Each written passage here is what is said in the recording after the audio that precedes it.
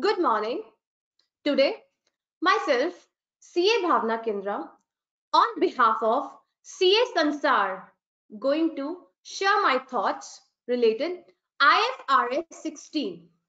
There is a major amendment and that is applicable from Jan 1, 2019 and that impacts a lot. I can say in short, earlier, the lease was bifurcated into the two parts. Yes, on aspect of treatment. One, it was operating. Second, it was finance. But now, all the lease assets are taken as finance lease. That means the treatment of all lease assets are now will do as per the finance lease. Let's go through the PPT and we'll share more thoughts. Let's start.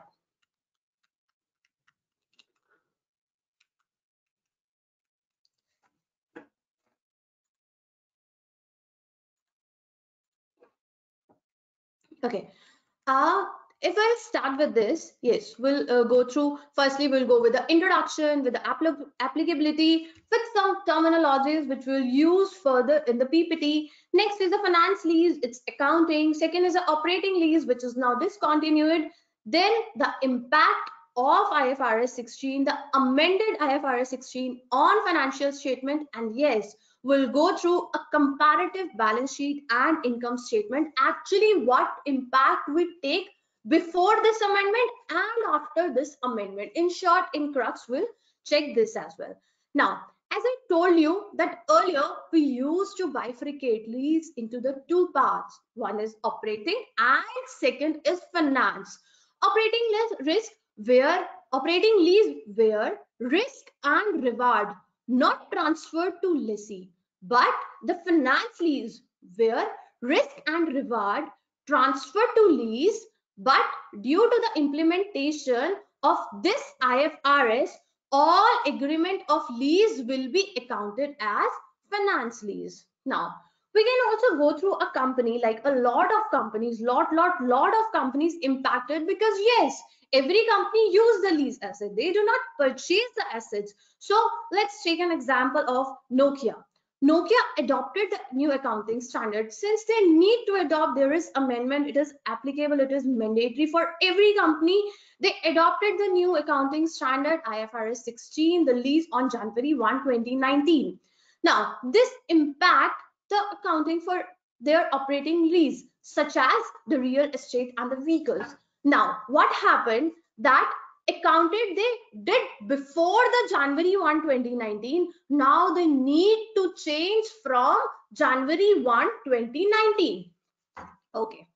Come to the next. Up to 2018, operating lease rental were expensed on straight line basis to the income statement, and Nokia's Q4 2018 disclosures that future operating lease commitment approximately to 1 billion euro. However, starting from 2019, all leases, both operating and the finance, again are recognized on the balance sheet as ROU, right of use asset, and the lease liability.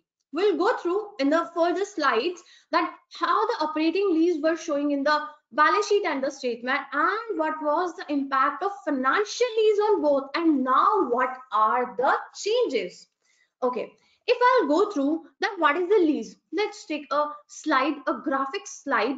See, one person is giving one asset to another person. Now, one person giving asset to another person, of course, some consideration. They will charge some interest. That asset will contain the principal as well as the interest amount, right? And they will give this asset back to the person. That means one person giving asset to another person for one particular period of time for some consideration. This consideration can be any. Let's say that this is money, right? So the person who is giving is your lessor. The person who is taking will be your lessee. That means, in short, I can say lessor is giving asset to lessee, and for that lessee is giving, of course, some interest to the lessor. Right now, after some period of time, lessee will give this back to the lessor.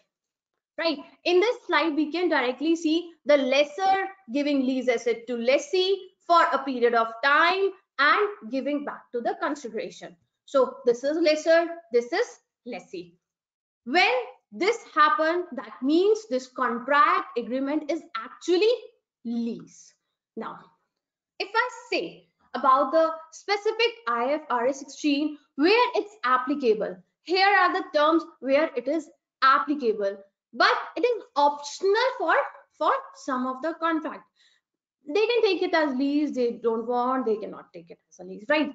If I'll go through very fast, you can say that it's applicable including sublease, except applicable everywhere except lease to explore for use of mineral oil, natural gas is similar, that types. Then the biological assets, then you can say intellectual property license, then you can say the concession agreement and the licensing arrangement. Basically, why they did not applicable on it? Because some other IFRS hits on them, these particular things. That's why IFRS 16 not applicable on these assets, right? But it is optional for whom assets, for whom contracts, where the lease term is less than 1 year and the underlying asset have relatively low value. They have an option, both are having the option whether they will treat it as lease or not. Now, just go through the terminology very fast. One is a lessor, aware. Who is lessee? Aware. PV, I guess it's a present value. Everyone is aware. Then the lease liability, present value of lease rental, where of course they have decided that yes, they will give some rental, they will provide some rent on particular interval, depend on the agreement, everything will take the present value of lease rental and the present value of expected payment at end of the lease. Right. Next, fair value. FV will take it as a fair value or the market value. Current and non-current will bifurcate whether it's a current asset, it's a current liability, that types. And next is OL, operating lease. FL is your finance lease. Being a commerce student, everyone is aware from all these terms. Okay. Now, the major point that we will take the accounting treatment of the finance lease. Of course, now operating lease doesn't matter. We will firstly go to the finance lease, and that is only the important. Fine. If I go through the lessee part, now who is a lessee? Who is a lessee? Who is taking the asset? Who is purchasing, not purchasing, but who is agreeing that he will give back asset for some consideration after a period of time. So lessee is actually taking asset, right? And lessor is giving asset. If I quickly come on the you can say that accounting treatment. Okay, we know debit what comes in, credit what goes out. Now for the lessee, asset is coming, the right of use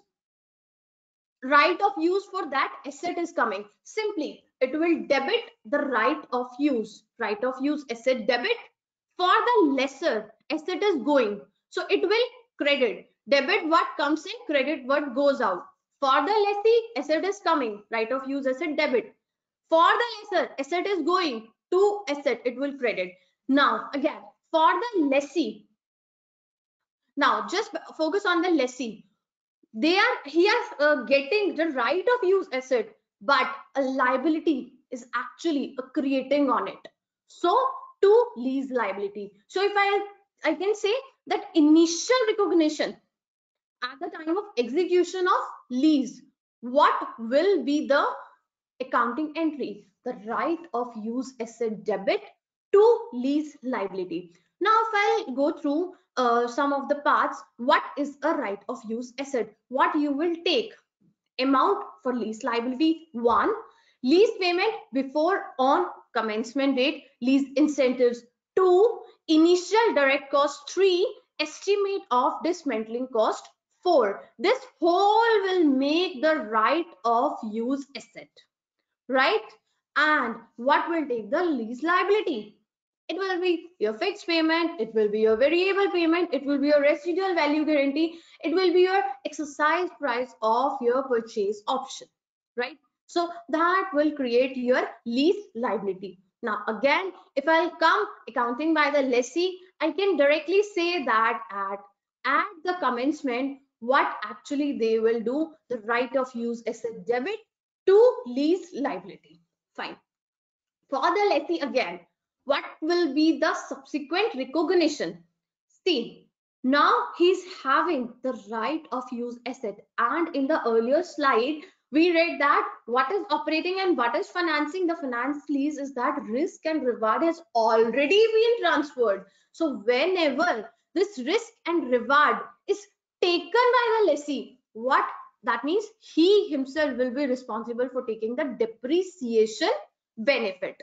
So on this, as a subsequent recognition, what I'll do, firstly I'll depreciate the asset and will charge in the P&L. Entry will be, of course, debit the expenses, so depreciation account will be debit, that will be charged in the P&L debit side.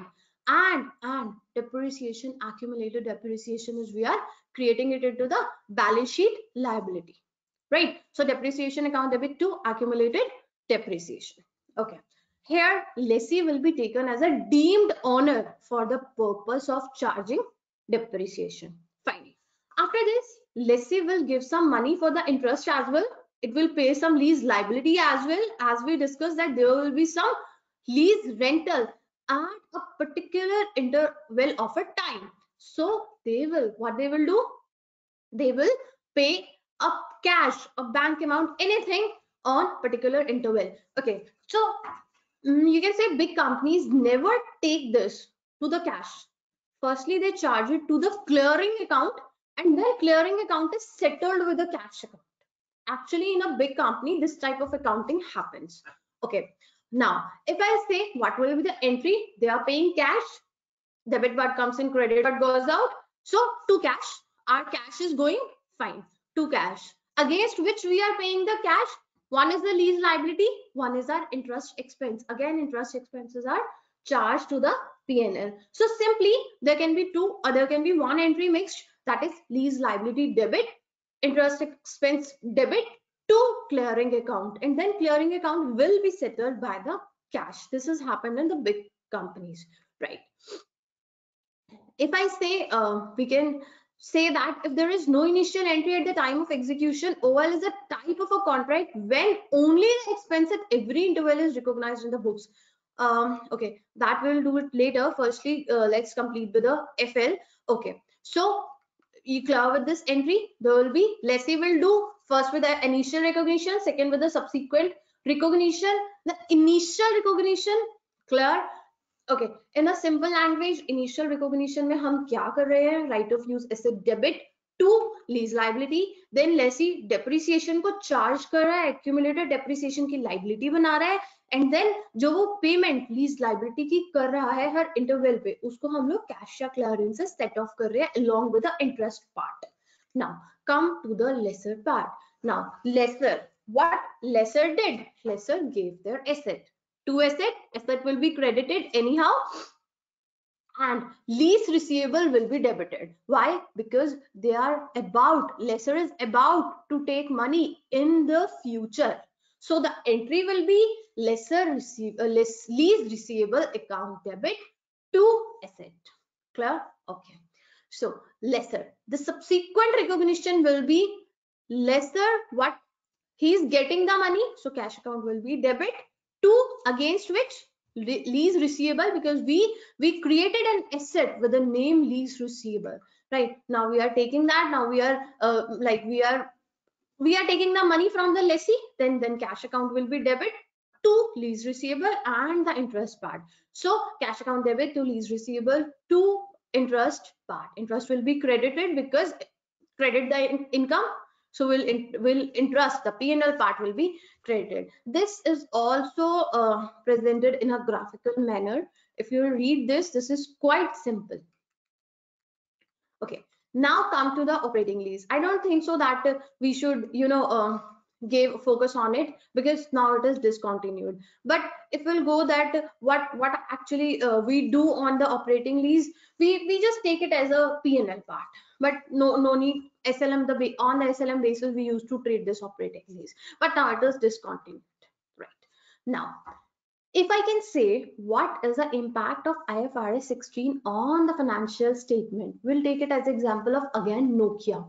Now on the balance sheet, the present value of future rental for all the lease are recognized on Nokia balance sheet as right of use asset and the lease liability. The recognition of ROU asset will result in high fixed asset, and the recognition of related lease liability will cause our interest bearing liability to increase. Right now, the income statement will no longer record the rent expense to the income statement. Instead, the principal portion of the rent payment will be recorded against the lease liability, and the interest portion will be recorded as interest expense with the financial expenses and this blah blah. There is a lot of English going on related to the Nokia. Let's simple it. Okay, when we can also understand through this table what actually happened. What actually there is a difference for the IAS 17 and the IFRS 16. That means what is a change, what is an amendment in the IFRS 16 we can see here also. Okay, for the lessee who is taking the asset, the lease become on an balance sheet liability, right? As we did the accounting treatment as well, that attracts the interest together with the new asset on the other side of the balance sheet, right? So in other words, we can say lessee will appear to become more asset rich. Exactly, lessees become the more asset rich, but also more heavily debted. Simply, right? If we'll go through this comparative statement, IAS 17 is again given here to the finance lease and the operating lease, and the IFRS 16 is given. Okay, in the asset, for the finance lease, asset is there is asset, there is liability as well, right? But if we'll go with the operating lease, they are taking it as a off balance sheet right obligations. But in the IFRS 16, all the leases will be taken as finance lease. So only the asset and liability will impact P&L. The off balance sheet will not impact. Off balance sheet rights obligations will not impact, will not be there at all. Now let's come to the income statement. Okay, you can see here, I said that earlier the operating lease we take it as a SLM charges. That means we take it as a operating cost. What we used to do earlier, we take it as an operating lease. That means we charge it into the P&L. We charge it into the P&L. We do not take that it is an asset. But now again I can say that with this amendment, we will take it as a depreciation and interest, not as a single expense, but as a depreciation and interest. So this is what the impact of, you can say that, amendment into the income statement. You can see the comparison again. No change in revenue, right? Operating cost. In the operating lease, we take it as a single expense. In IFRS 16, we'll bifurcating it into the depreciation and interest. In the finance lease, we were taking it as again a depreciation and interest. In the IFRS 16, it's still the same. That means there is change in only in IFRS, that is IAS 17, the operating lease, not the finance lease. Okay. If I'll just go, okay. For the presentation purpose, we'll go through one part with a cash flow statement. Will no longer present the full rent payment as an operating cash outflow. Instead, we will present the principal portion of rent payment within financing cash flow and the interest portion of the rent payment within operating cash flow. This has impact of our increasing operating cash flow and decreasing our financial flow. See, since we are still like there is no change, as if interest is providing by the lessee to the lessor. That means there will be actual no cash flow impact.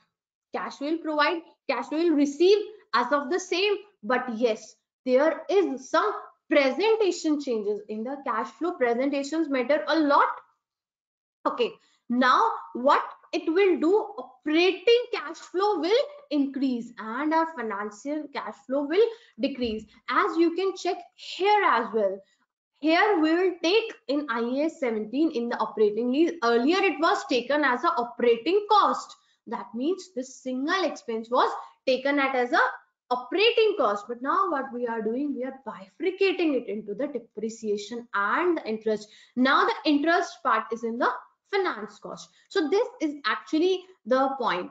And the most important part, the crux and the conclusion is that the lessees will appear to become more asset rich in the balance sheet. How it will impact, that lessee is more asset rich, but it is more heavily debted as well. So this is one of the major impact, right? And I can say one point it's remaining. What about the deferred tax? Everyone is aware from the deferred tax. Okay, um, if no, then you will not be able to understand this point, but we'll do it later.